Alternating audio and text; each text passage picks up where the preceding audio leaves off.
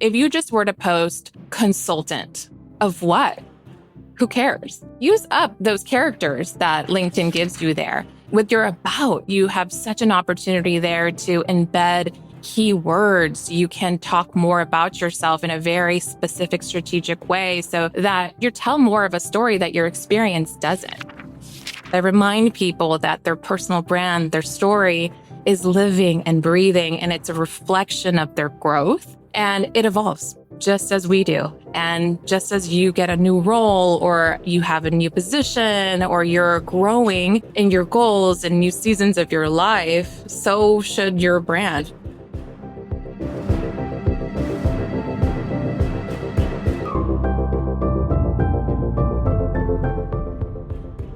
That's Lola Linarte. She's the founder of Alma Feliz Group, a marketing strategy and personal branding agency that helps people elevate their personal brands. And today, she's sharing some of that very wisdom. So you'll learn 1, why every professional should care about their brand. 2, the critical first step to building your brand. And 3, the minor tweaks that greatly improve your online presence. And if you'd like to get a summary write-up of some of these actionable takeaways, I recommend you sign up for the free Gold Nugget email newsletter found at awesomeatyourjob.com. I'm Pete Mikitis. This is How to Be Awesome at Your Job. And now, here's Lola.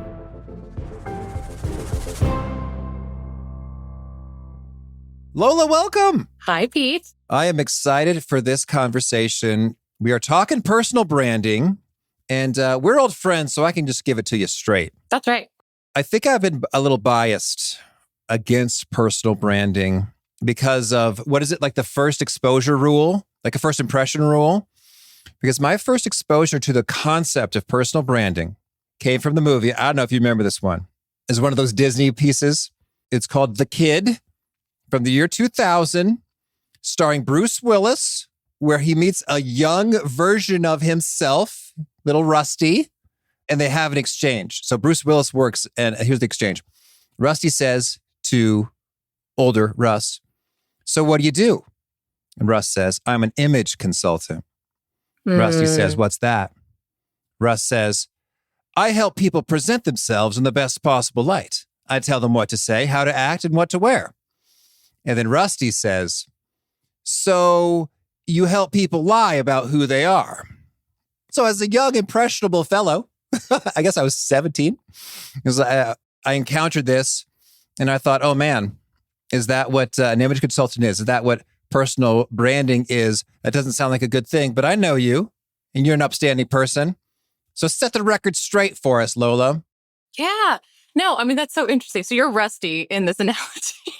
I've warmed up over time, but first impressions can stick. No, and I get that, right? And I mean, that is the common misconception. I hear that all the time, right? About what personal branding is. And I really enjoy that. I love a misconception because I love proving it wrong. But whether you like it or not, if you spend absolutely any time online, if you've sent an email, if you've started a social media account, if you've done a presentation, so if you spent any time in front of a single human, you have a personal brand. Okay. It's how you pitch yourself. It's what people think about you. People have impressions of you. So sometimes people ask me, well, I'm a plumber. Do I have to have a personal brand? And I'm like, they're not separate things. You are your story. So I think that when people think of a personal brand, they think of like an entity, a business, and your brand is just a story. Your brand is your reputation. And it's just up to you whether or not you're going to control it or neglect it. Okay. So my brand is a story. It's a reputation, and it exists, just period, because humans are forming impressions of me. Absolutely. And saying things about me. Yeah. So a story and a reputation attached to me just exists, period, fact. Right. We have interactions with people. And to your point, we're already making assumptions about them immediately, good or bad. And one of the things that I ask people, not even my clients, is, do you know what happens when we Google you? And if you do you like what comes up? And if you don't, let's control that. And that's what it is. And it's not lying. It's just more about controlling the narrative. And what does that mean? Okay, well, are you putting enough work out there that is relevant to where you currently are now? right? If I'm sure if I Googled you, I'm sure your podcast would pop up. But maybe you're thinking, oh, well, maybe my podcast is popping up, but this isn't. Why? And we would ask those questions and then we would come up with those strategies to do that. We wouldn't take the Bruce Willis approach and lie about it, which I think I'm so glad you started with that because so much of my work is so different, which is why I decided to do what I do because it's not rooted in aesthetics. It's not rooted in making you into something you're not. It's bringing out what you already are in a more aligned way and then amplifying that to the world instead of lying it and making it into this pretty thing that's not sustainable for you because that's not who you are. But Lola, you're really striking some chords that I'm thinking, I think if you Google me, it might still be pretty high up there. I should probably take a look. It's been a while. I recorded a silly video when I was 26 as a speaker reel to do more college keynote speeches, which was fun and silly and cool and was effective. I got some bookings and shout out to Ian who filmed it and did a great job. But you're right in that for now, 41-year-old Pete Makaitis, podcaster, professional business owner, etc., that is not one of the first things I want people to see. That's more like, hey, we're at a cocktail party. Let me show you this silly thing. And we'll have some laughs about it as opposed to not the ideal first impression. So then maybe I should make some efforts to address how that shows up and say, yo, Ian, let's maybe take my last name off of that. So the YouTube video is make it a little not more so... Yeah. More ambiguous. Not so prominent. Okay. Understood. So it makes sense. We have a brand, whether we like it or not, and we may benefit by putting forward some effort into shaping that. So could you share with us maybe some cool success stories of, is this really worth the time and effort? Can I just do me? Tell us what kinds of good things happen when we put a little bit of effort into this. Yeah. Could you go about your day, about your life? Yeah, you can. But anytime you put, what's that saying? It's like the grass is green where you water it. Anytime you put intention behind something, it can't help but flourish. So I have one particular client who is a psychiatrist out of East LA. And up until this point, that's what she's done. She's had a very successful private practice out of East LA, but she got to the point where a lot of my clients do. And she thought, well, what now? What's next? And she realized, okay, I want a new iteration of myself. What does that look like? She didn't want to just keep coasting. She didn't want to keep coasting. And she could have just kept having a great and successful private practice. So she decided to lean in and say, well, okay, well, I want to see about having trauma-informed businesses and be a speaker. And I also want to help CEOs be better versions of themselves and train them to be better CEOs. But I don't know exactly how to do that. So we pushed go.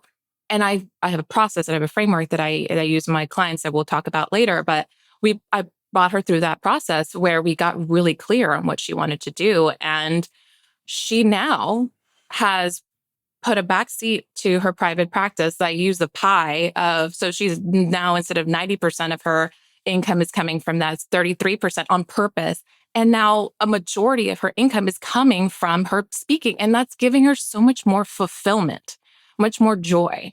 And that's something that she's always wanted to do, but didn't allow herself to do. And through branding herself, right, unknowingly, she leaned into her story. What the heck does that even mean? That means that she was uncovering that part of herself that she was limiting. And now she's doing that. And that's really cool. And that makes total sense how that can be super powerful when you're going to the market as speaker, and this is what I'm offering.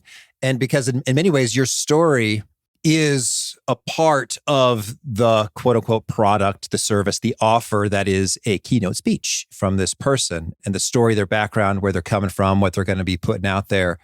So I could see that 100% makes perfect sense to really think about that carefully and put the thought into it and make it awesome.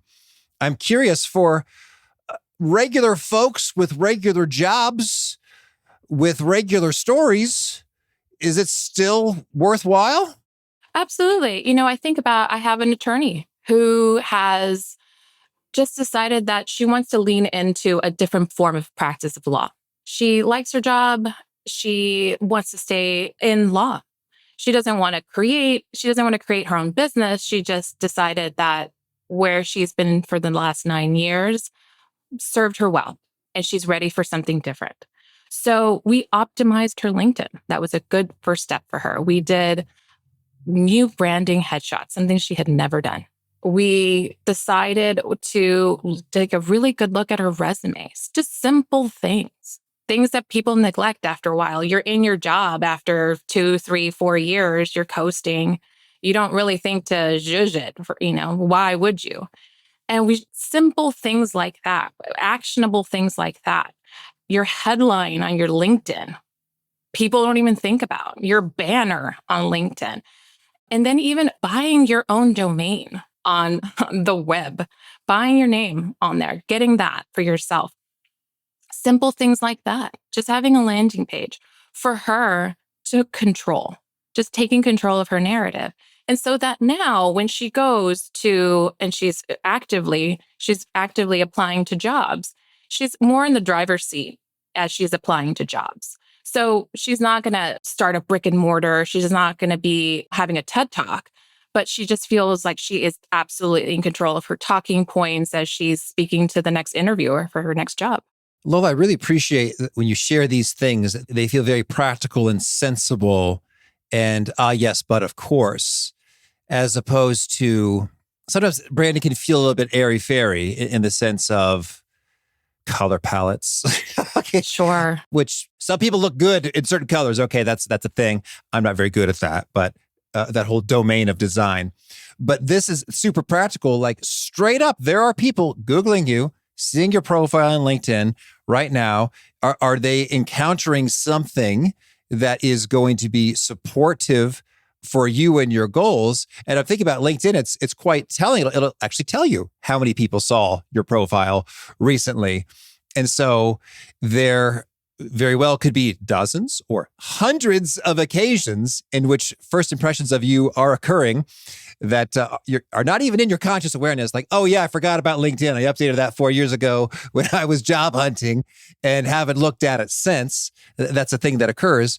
And yet it's well worth our time because I'm thinking all the time when we haven't looked at something in a while, it is off. And I was just speaking with another lawyer who is considering launching a podcast. We were walking through that and said, hey, on your website, I noticed you had the number for this and the number of cases and the number of damages awarded. If I divide it, it looks like there's not a whole lot of damages awarded per case. So if I'm a prospective client, I think, oh, maybe I'm not going to walk away with much money if I hire these guys. And he's like, wow. Oh, thanks. Yeah. Well, we'll get that updated. And so, but I'm sure if I went into some nooks and crannies of awesomeatyourjob.com, since it's been years, I too would say, oh, geez, why is that still there? Or how come I didn't mention all these awesome things that have happened in these years? Oh, I just haven't gotten around to it. And thusly, I could be missing out on who knows what opportunities of folks who are sniffing around. It's like, oh, should we book Pete to do this thing? Nah. I mean, Pete, LinkedIn is how I knew you were doing all these awesome things with your podcasting, right? It wasn't through the other forms of social media. It was because you have so many eyeballs on your podcast that the algorithm was like, look at this. Look at this thing. And I thought, wow, like this is really awesome. And people have misconceptions about social media and they have this ick, right? They have this ick about it and they don't want to think about it until they have to think about it. And then it's too late. Then it's too late. I mean, not like forever and ever, but you should be going with it bit by bit by bit by bit. You don't want to get the facelift at 75. Maybe you get a little bit of work done here and there along the way. Okay. Well, so lay it on us. You've got a process framework. Can we hear what's step 1, 2, 3? How's this go down? Yeah. So like I said, my clients are exceptional people and I guide them through this 3-phase process that I call anchor, refine, and resonate. So we start by anchoring, and that's getting crystal clear on who they are. And this is what I call the soul work. And this is just getting clear on their identity, their purpose, and figuring out what their next chapter looks like and what they stand for, and really prioritizing long-term goals. But also, I really get down to their limiting beliefs and where they tend to stumble. And this is really important because this helps me understand what's kept them from elevating and from evolving, and also how they are currently showing up. And this entire phase is all about alignment and not aesthetics. And then we move into refinement. We go to refine. So now, with all this information we have with Anchor, you have all this internal clarity that you can move into external strategy. Now it doesn't have to be empty and lies. Like, you actually have something that's rooted in you, and that you can get so abundantly clear on your strategy being for you, and the messaging is clear for all the touch points, and we can have a cohesive message for yourself in person, online, your website, anything tangible, your headshots, absolutely everything. And then we move into resonate. And so resonate, what I mean by that is not you're just posting every day, and which is already hard enough. What I mean by that is you're connecting to your audience. You know at this point what deals you're saying yes to, what you're saying no to, and why, and who you're connecting to, and what opportunities are right for you, and why you're saying yes or no. And that's my favorite part, because we've distilled it down so much that at this point, my clients are figuring it out in much faster rate. And they're just like happy that they're not throwing spaghetti at a wall and hoping to see what sticks. They can identify, oh yeah, I can do that. And it doesn't have to be, my version can look like my version and not what I see or what I think I should be. Okay. Well, so clarity on identity, purpose, what you stand for, limiting beliefs. Mercy. How does one accomplish all that? It's really, when you ask yourself these questions, I've had to do that myself, right? And I don't think it's best to have someone else do it with you. You can't do it yourself. I don't recommend anybody brand themselves. You're too married to your fears. You're too married to your likes, your dislikes. You kind of have to have someone outside looking in with a 30,000-foot view, just asking you some of these questions that are kind of holding you accountable. And your identity, right? It's like, well, what are the biggest goals that you've had up until this point, but you haven't? Like, really just understanding how you tick, and just figuring out why I like certain things and what makes you, you.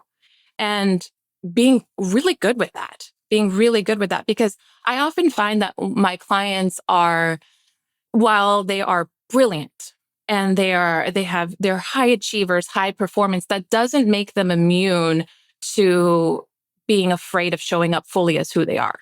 They'll sometimes hide behind their accolades, behind their degrees, behind the work. So then when it's time to show up fully as their most aligned and rooted self and speak on their point of view, say online, they're worried about maybe seeming too much, about maybe perhaps nobody wants to hear this, or maybe this is seeming like self-promotion. And I hear that a lot.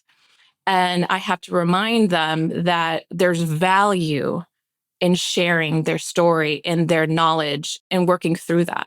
Ooh, I like that a lot. Could you share with us some examples of perhaps posts or statements that give us a feel for, hey, this is what it looks like when someone is aligned, rooted, standing for their thing, self-expressed, and bold, such that it might feel like too much, but in your take, it's just right? Sure. I have this incredible photographer, and she has a completely different take on what boudoir photography should be. But she was so nervous about that because she's newer into the field and she has a different take on that. And that niche of photography is so small and so specific that people will cut you down and will cut you out. So they get very specific on it has to be this and it has to be that. If it's not this, it's not that. So the way that she was defining it was beyond that scope. And she was sort of tiptoeing around that. And she wanted to have it with a couple, and she wanted the messaging just to be bolder, and she wanted it to feel cooler. She just wanted it to feel cool. And when it came down to rebranding her, I just thought, man, like, share that. Say the thing. Say the thing that you want to say. Be bold in absolutely how your experience is. And that was very scary for her. But she went ahead, and how she now speaks on her social media, on all her copy, on her website, she's shown up fully as like, my experience is X and expect this. And it's not that. And my God, now because she's speaking directly, it's laser focused to the person who wants that. She's not trying to be everything for everybody. She's getting exactly for the person that's like, I found you. Oh my God, finally somebody said the thing.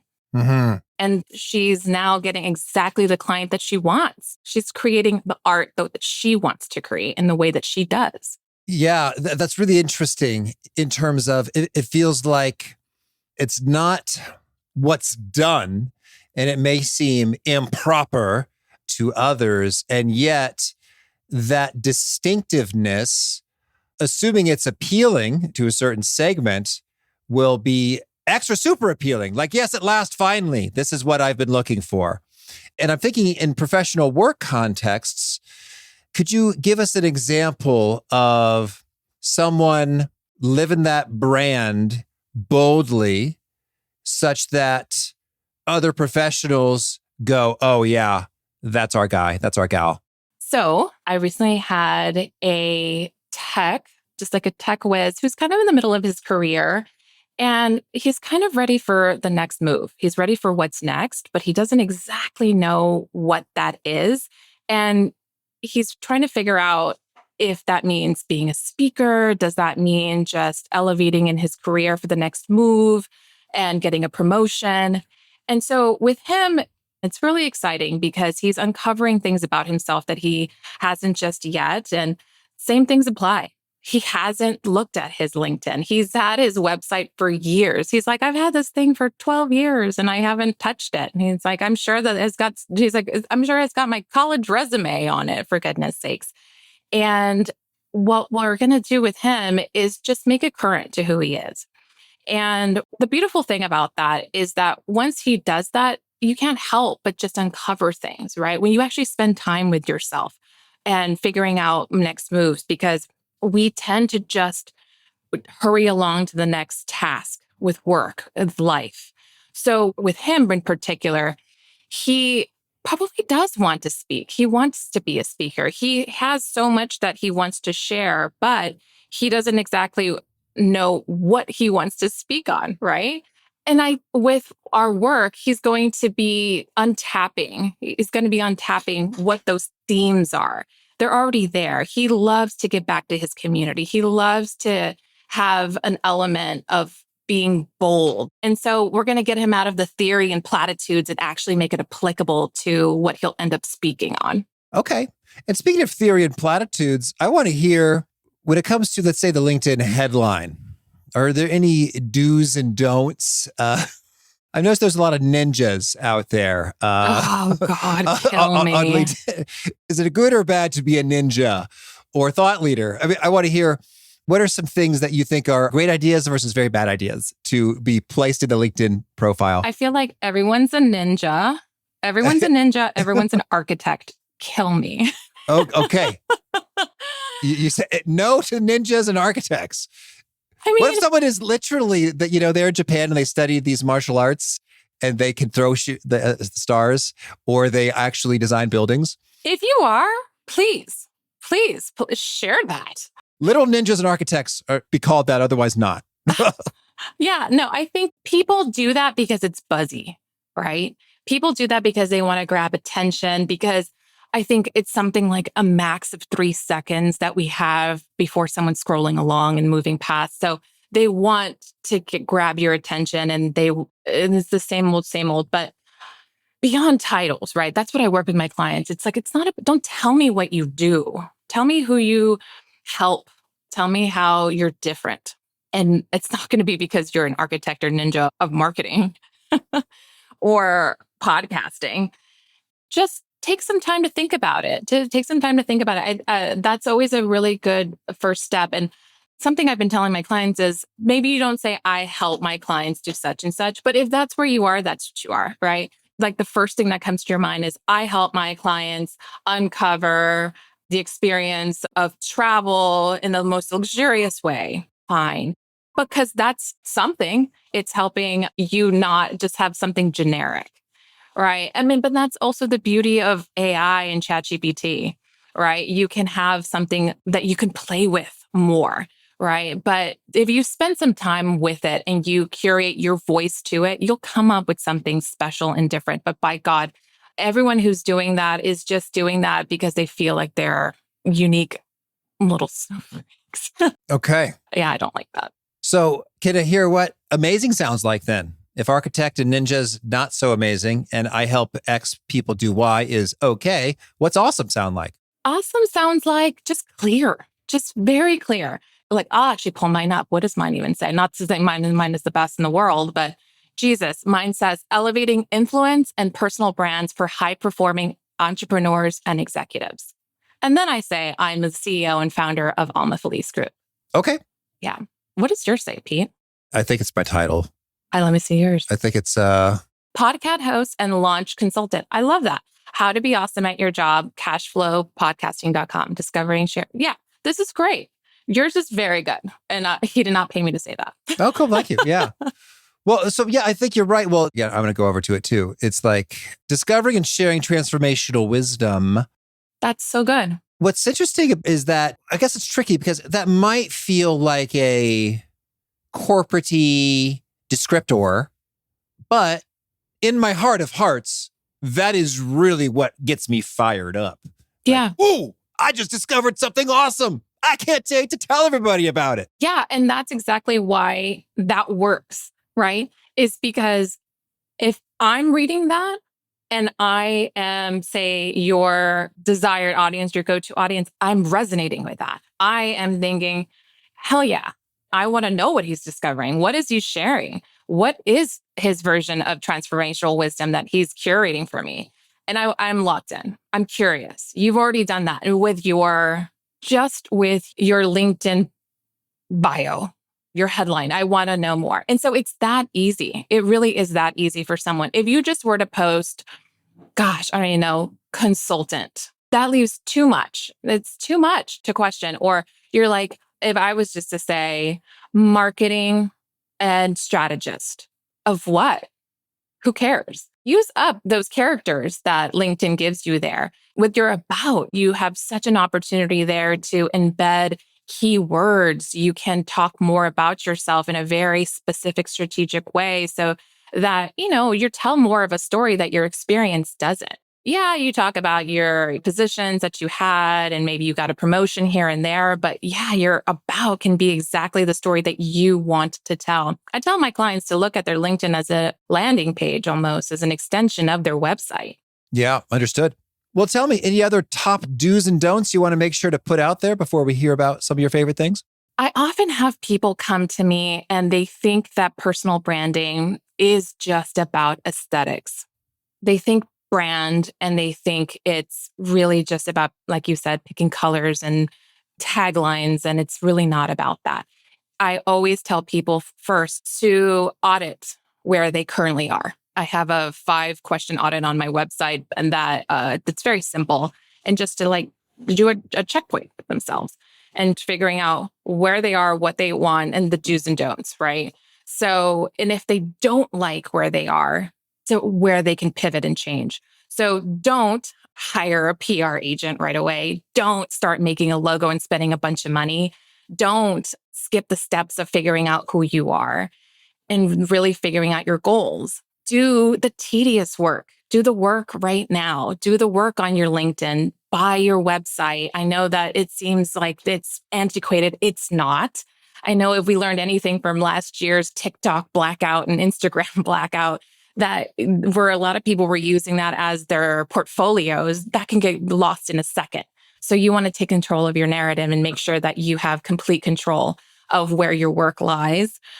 Don't neglect what happens when you Google you, and just be excited. Just stay active and excited about the possibilities that can happen when you pour into your brand and your goals and your dreams. Any other misconceptions to clarify? Yeah, I hear all the time that once people have figured it out, okay, so you've done all the work, then they're done.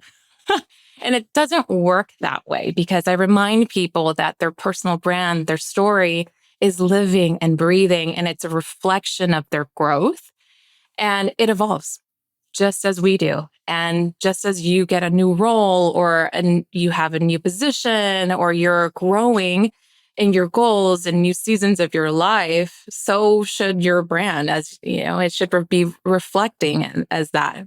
Go back to your LinkedIn, and we've talked about, ad nauseum, go back to your website, keep updating these things, and just recognize that your brand isn't static.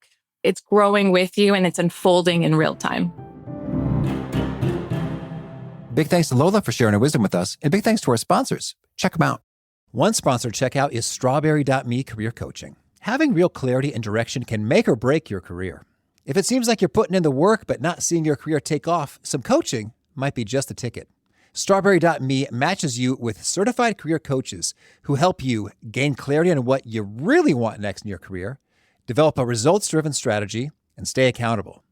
And they can also help you flourish beyond career issues. I had a fantastic session with my coach, Brett, about handling stress from so many responsibilities in so many areas. He was fun. He was wise. He just really got me. We had some laughs and a good time and a good rapport. And he gave me an exercise that has been so quick and so effective for me. I've been doing it every day.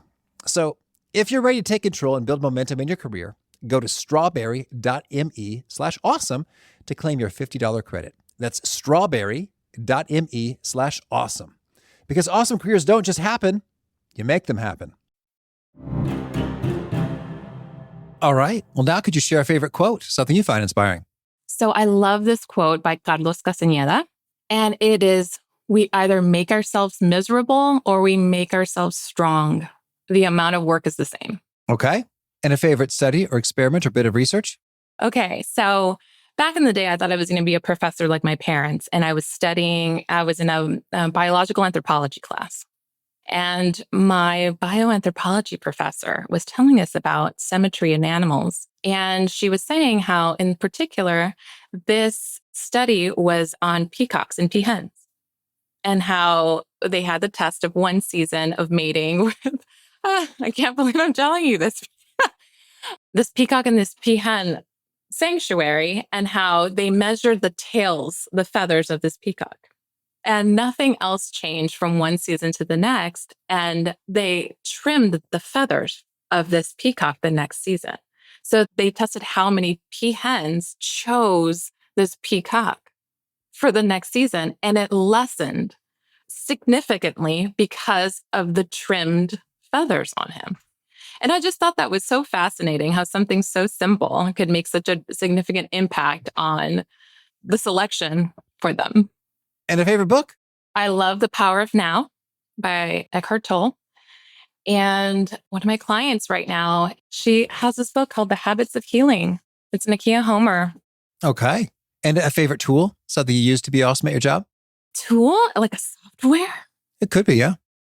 Man, I'm old school, Pete. I am so old school. I love a good freaking journal. Okay. And a favorite habit? Sleep hygiene 3000. If you can figure out your sleep, your circadian rhythm, and figure out how to sleep, my God, it pays in dividends. You will be so much better for it if you can figure out a more stable rhythm of sleep. Okay. And is there a key nugget you share that really seems to connect and resonate with your clients? You hear them quote it back to you often? If you don't define your brand, you're going to leave it up to other people to do it for you. Okay. And if folks want to learn more or get in touch, where would you point them? AlmaFelizGroup.com. Alma Feliz is ALMA, Feliz FELIZ, group.com. lolalinaretejobs.com. And it's Alma Feliz throughout all social media, and then Lola Linarte as well for me. All right. And do you have a final challenge or call to action for folks looking to be awesome at their jobs? Always take inventory of where you are. Always ask yourself if you like where you're headed, if you like where you've been. Ask yourself if you're settling. If you want more, figure out if you're the thing that's holding you back. All right. Lola, thank you. Thank you so much, Pete.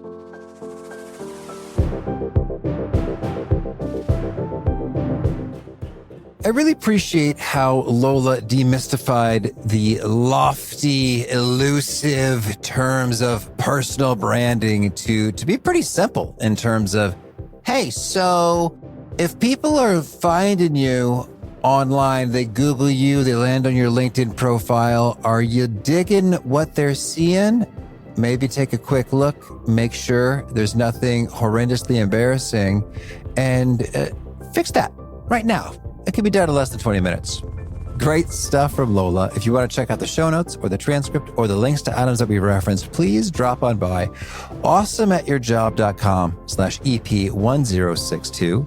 Hope to catch you next time, and peace.